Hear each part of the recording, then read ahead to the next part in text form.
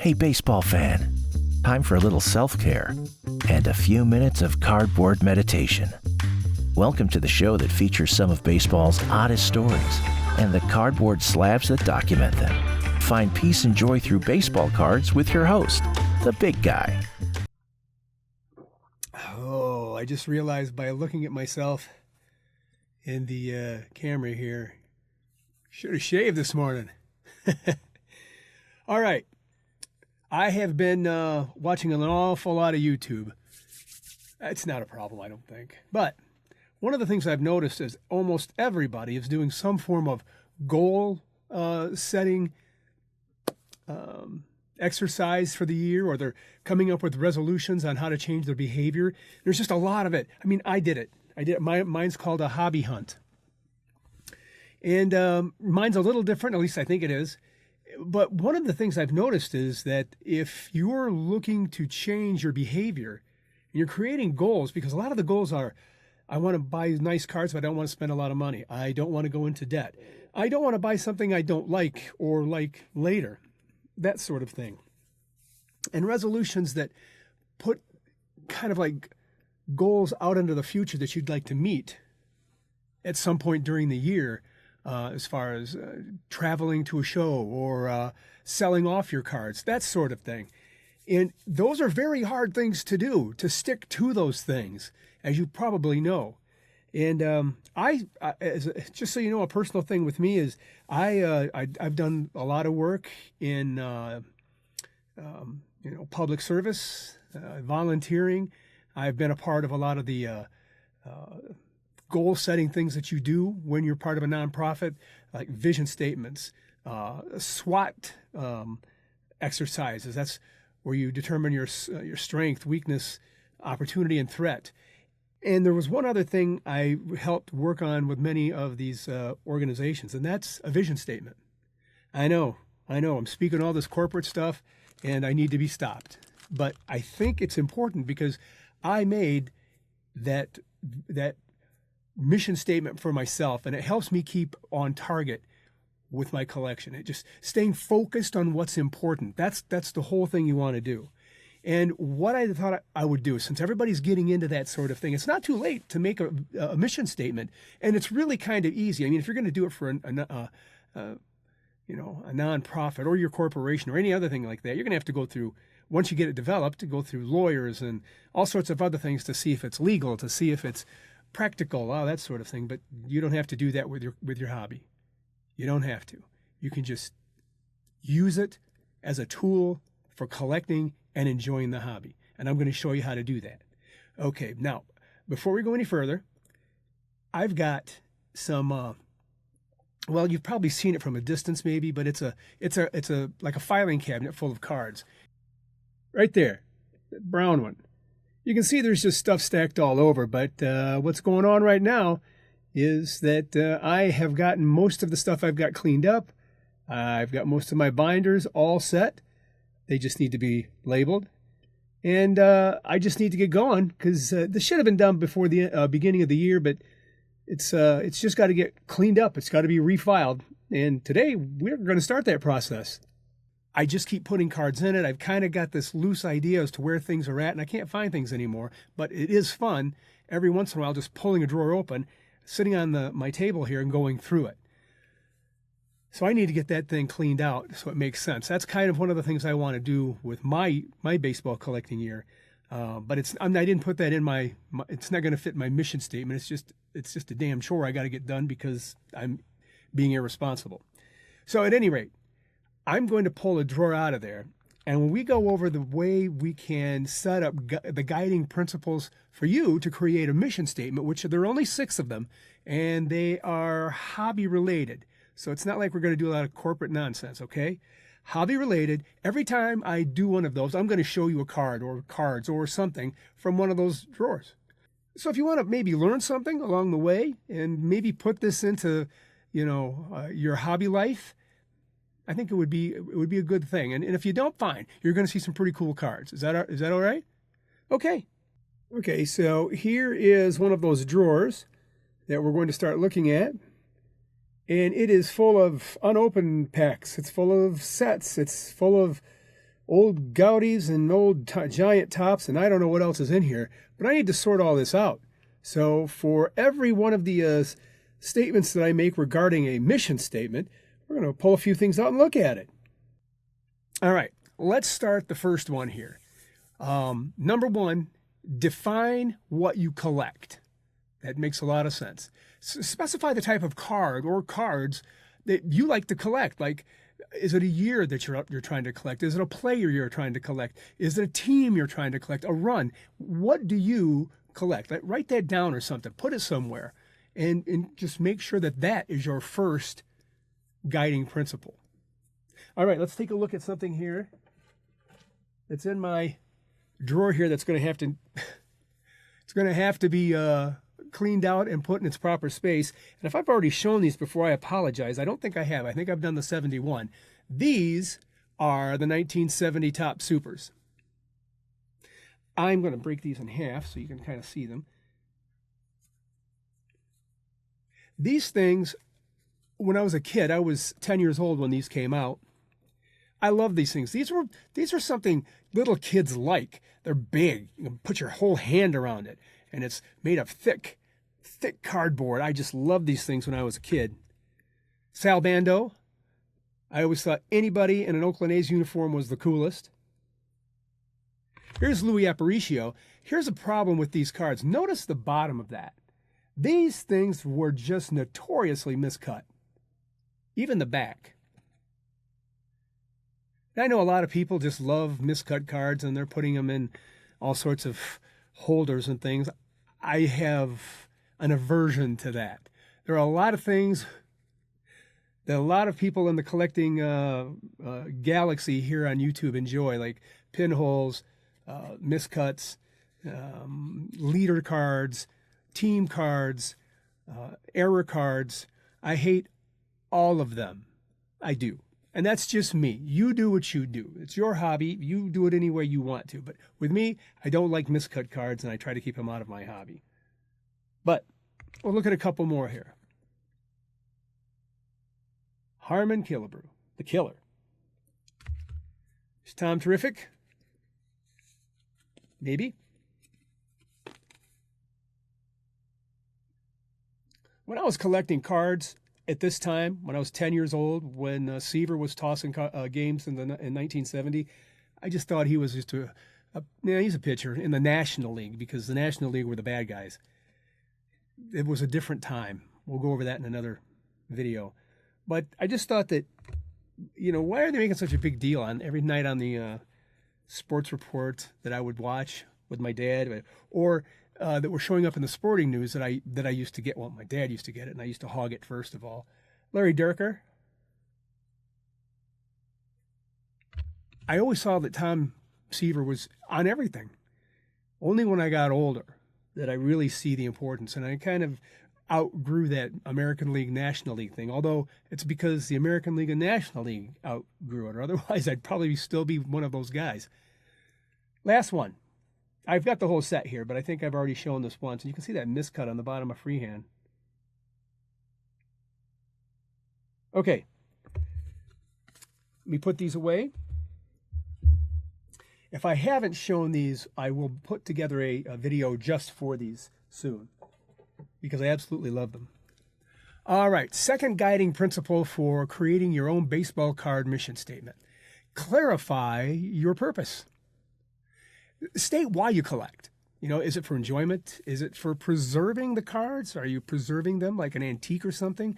Is it something you're just trying to learn about the game or learn about the player, like, education-wise? Are you trying to make a profit? Are you trying to turn it into a business?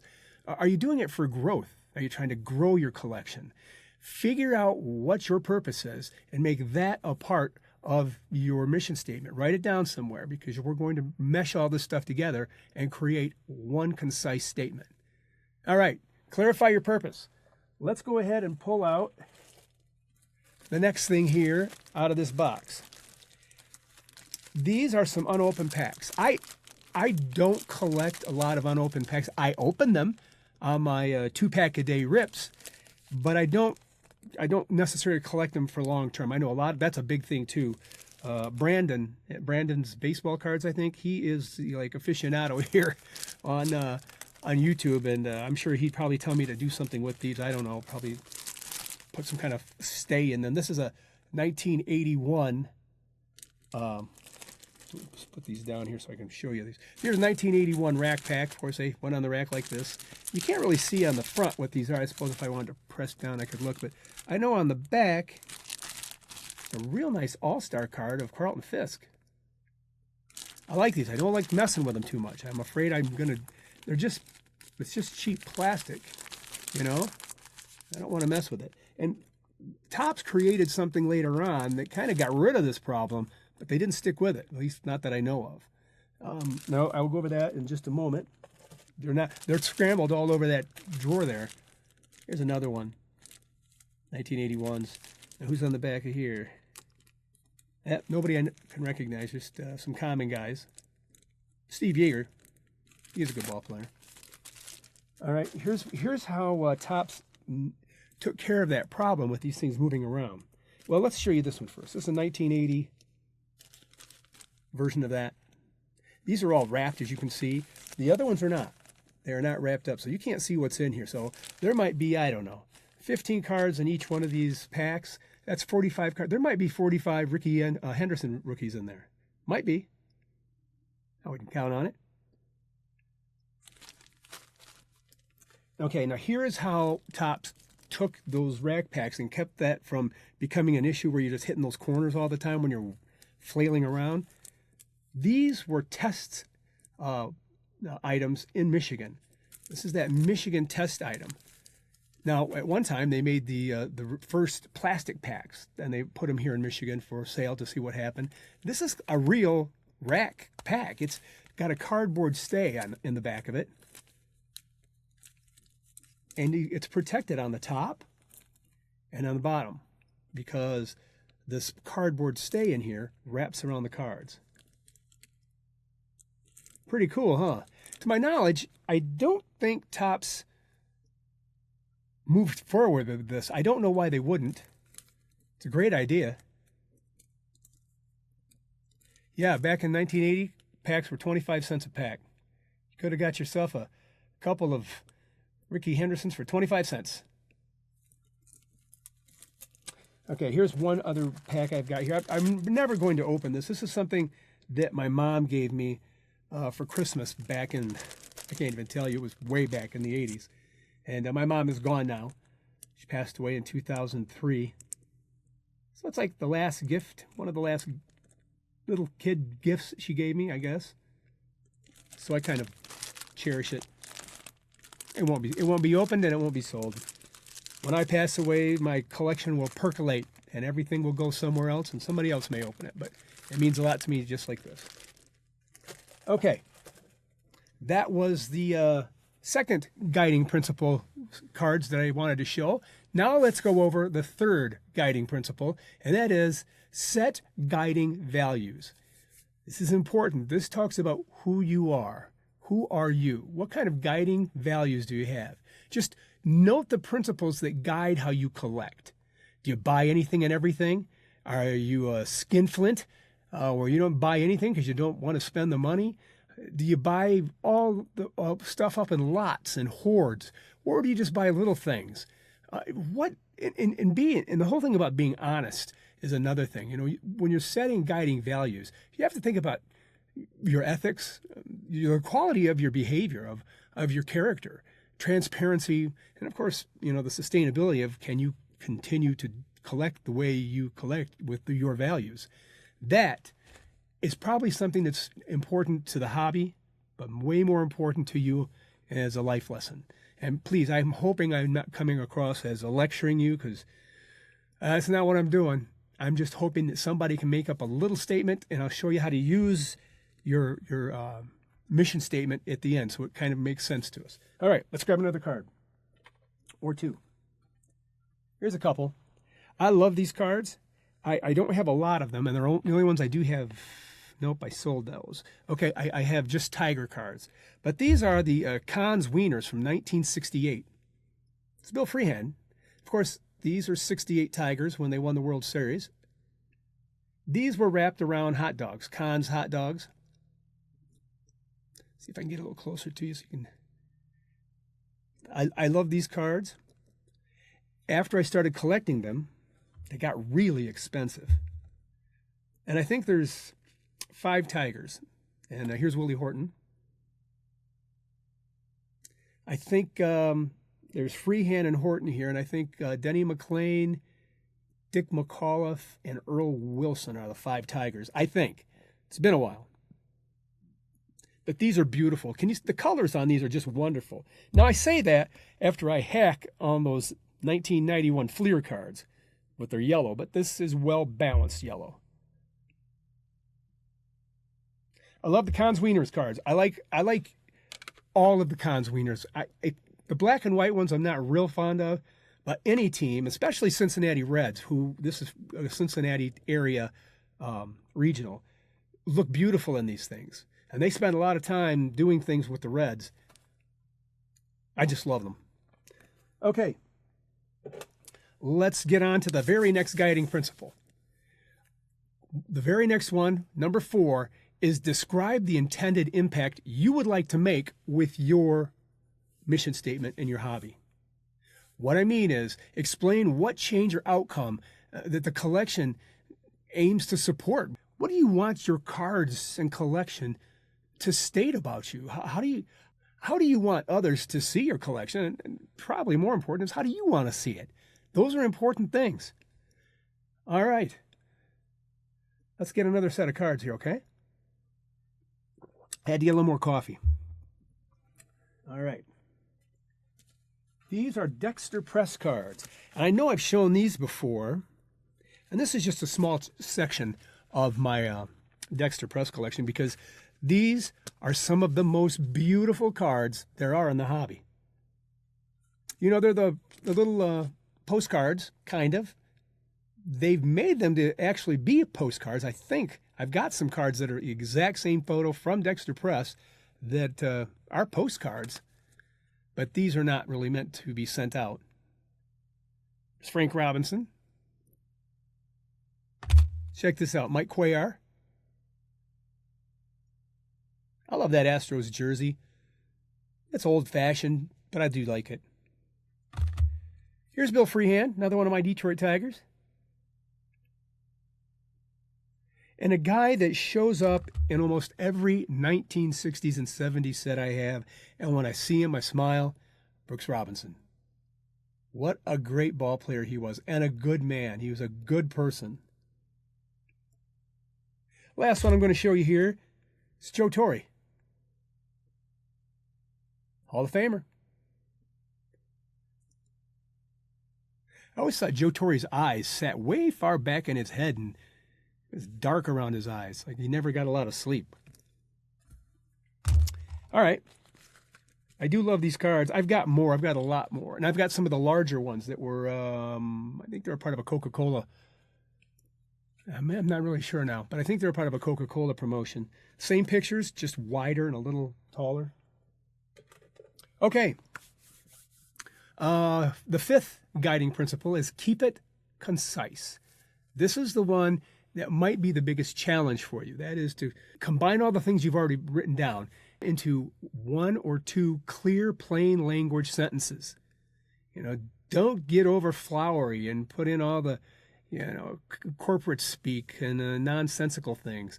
Keep it concise because you're going to have to use this. This is going to be something you use. It's not something you just hang on the wall and impress people with. You use it when you collect. So you've got to keep it memorable. You got to keep it easy to understand.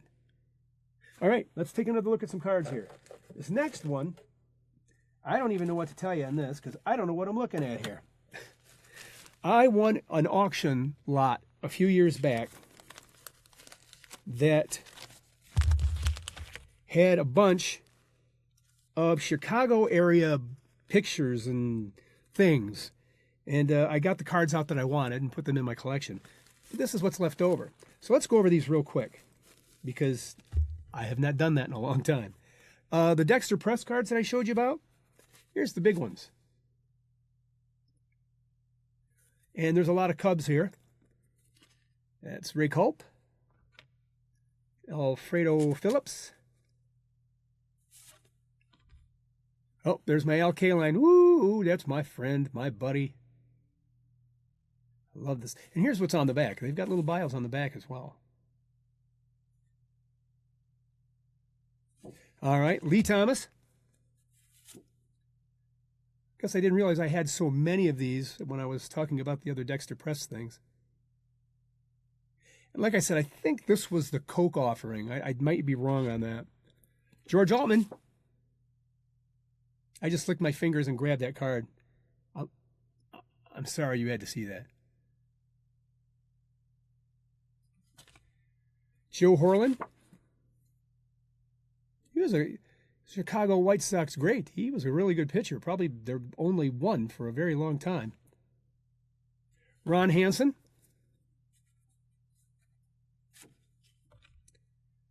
This is Bob Locker.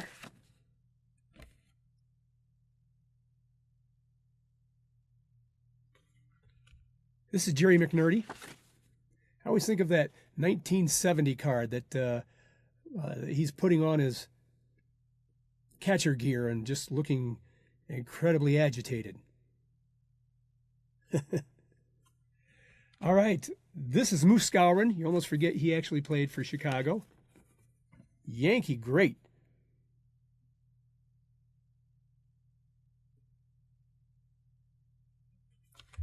This is, I think, Tommy McGraw.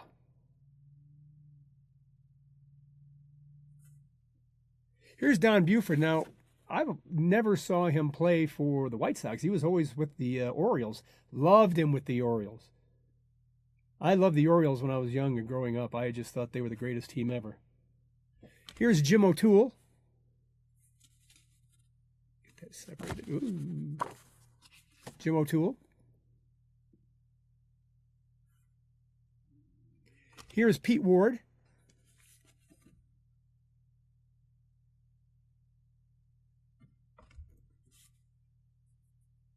This is Ken Berry.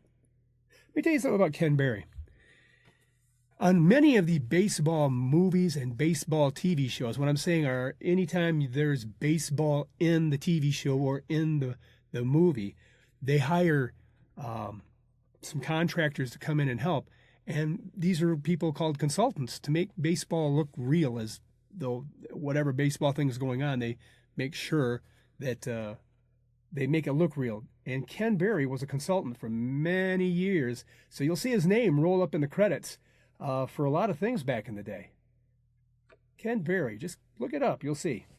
Here's my last one. This is Tommy Agee, again, another guy that I don't remember playing for the Sox. I remember him playing for the Mets.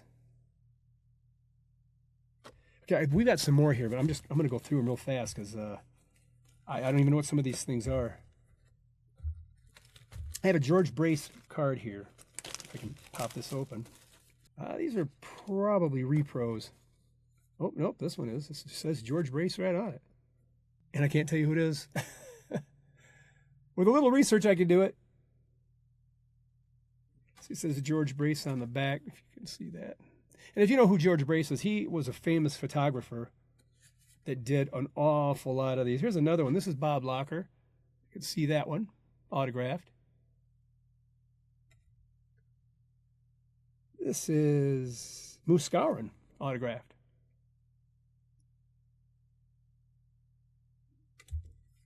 Got a couple more here. This is Gail Hopkins, I think. There's no writing on the back. That's just what it looks like.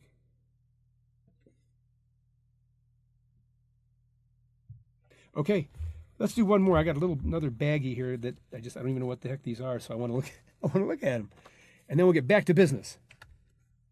Oh, here's a couple other. These are exhibit cards. Here's Luke Easter, and this is one of my favorite.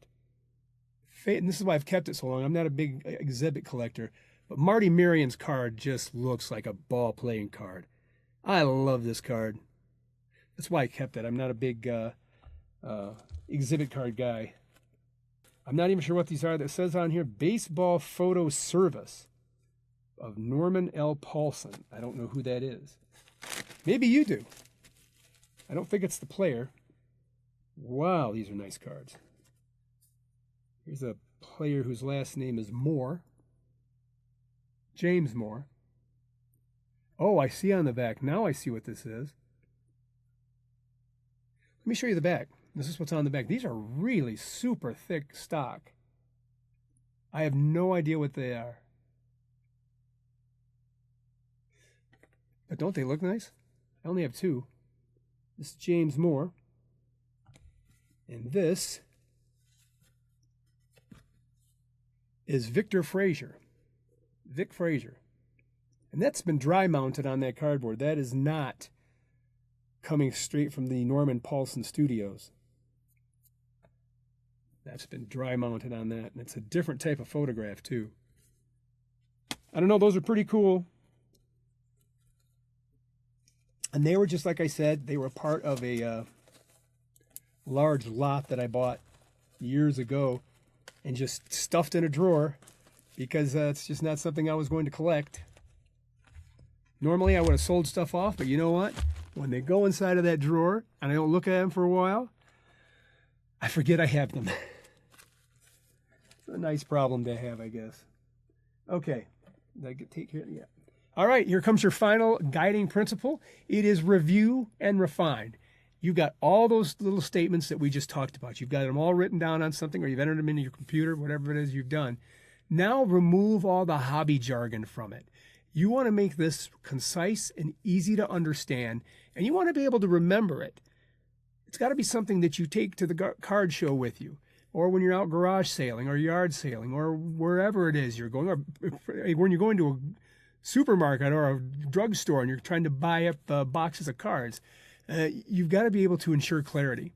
And, just confirm that it reflects your true intent of what you're trying to do with your collection. This is the one thing you're going to do is you take all that information, you pare it down, and you make it concise. I'm going to show you how that works with me, how I did it, in just a second. But right now, I got one more to show. It's another 1970 Topps Super, but look at that card. Isn't it beautiful? Hank Aaron's one of my favorites.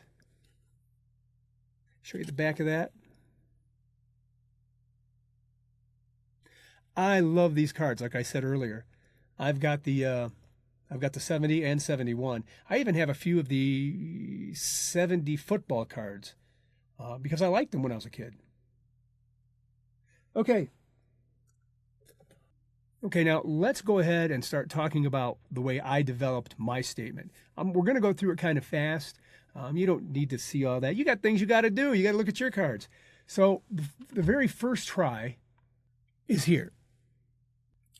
My mission as a baseball card collector is to honor the game I love by preserving the pieces of history that has shaped my life, offered me comfort, and cemented memories and given me a sense of belonging. I will cultivate a collection that's meaningful and collect with purpose that's relevant to my interest and aligned with my means. I will focus on the Detroit Tigers, but welcome any and all cards that resonates with my love of the game. I will grow my collection thoughtfully, guided by appreciation and pure enjoyment. Okay, that was my first try. What happened next was I took that phraseology, condensed it into something much smaller. Here it is. My mission is to collect baseball cards to preserve the pieces of my personal history and celebrate the game I love through its enduring artifacts. My collection is built around cards that feel like old friends, relevant to my interest, meaningful, and within my means. While I focus on the Detroit Tigers, I welcome any card that resonates with my passion for baseball's stories and spirit. Second try. You can see that's probably almost a line and a half shorter than the first one. Now, here is my final statement. My mission is to collect baseball cards to preserve the pieces of my personal history and celebrate the game I love through its enduring artifacts. While I focus on the Detroit Tigers, I welcome any card that resonates with my passion for baseball stories and spirit. It's 2 sentences. It says what I want to do with my collection, and here's how it works. Let's just say you're out at a show, and you come across something like this.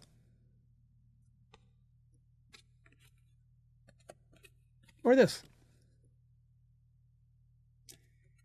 Okay, you'd think these are kind of cool. Do they fit your mission statement? Do they fit mine? No.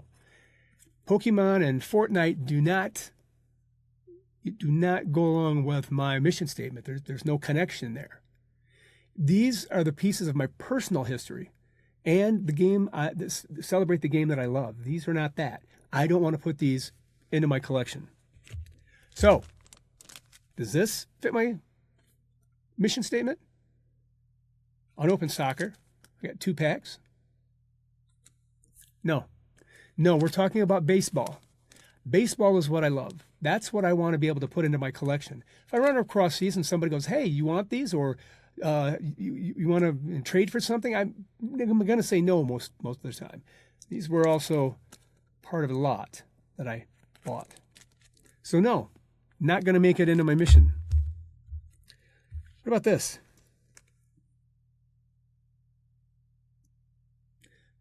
Tennis cards. Although they're both cool and I like Pete Sampras, I got to make sure that I keep my hobby small.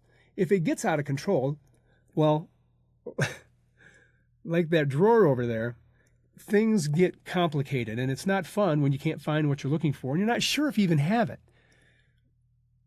Does it fit my mission? Not baseball. No. Now, the mission statement is not to beat the hell out of the enjoyment part of your collection. It's to make you focus on what's important.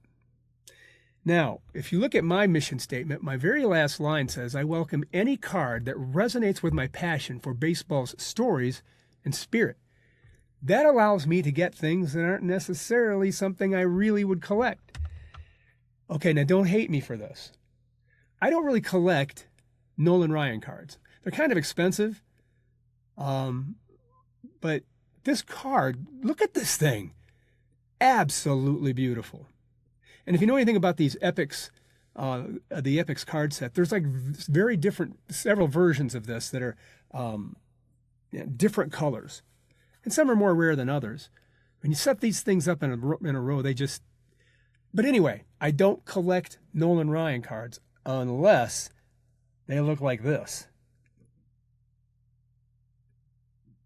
And they're numbered too, by the way. All right. Does it fit my mission statement? Yes, it does. It resonates with baseball stories and spirit. Here's another one. Does this fit my mission? I am not, by any stretch of the imagination, a Barry Bonds fan. I've got my own personal reasons, and you probably have yours for liking him or disliking him, so you know where I stand. But tell me that's not a beautiful card.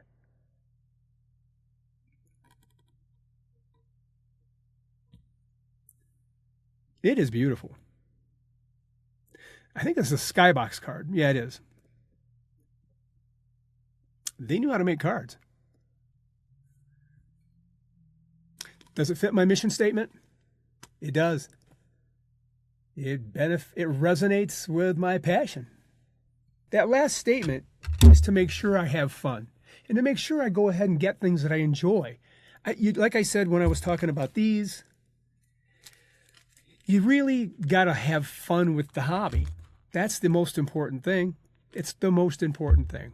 And something like a mission statement kind of keeps you on track. It makes sure that you don't do silly things and you're like getting far into debt trying to buy things you can't afford. Maybe expanding well beyond your interest and then being stuck with thousands of cards that you can't move, you can't sell them, you can't store them. Using a mission statement, as corny as it seems, as corporate as it seems, is something I've always done in my collecting, and I have screwed up by not following it. It's a long story, and I don't want to get into it. So anyway, I hope you enjoyed the cards you saw. Thank you, because you helped me get started on that drawer. I have sorted them out here and some back down here, and I'm going to be putting them back in order so everybody's going to have a place and every place is going to have cards. Thank you. And if you really thought you're going to be able to use this mission statement thing, can you leave me a comment? Even if you don't, leave me a comment. Tell me why you won't. I kind of want to know. I'm wondering if I maybe overstep my bounds here in telling you what to do and how to collect. I never want to do that.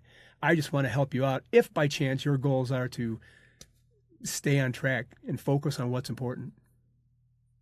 Give me a like, comment, talk soon. Cardboard meditation helps set your mind right. Thank you for watching.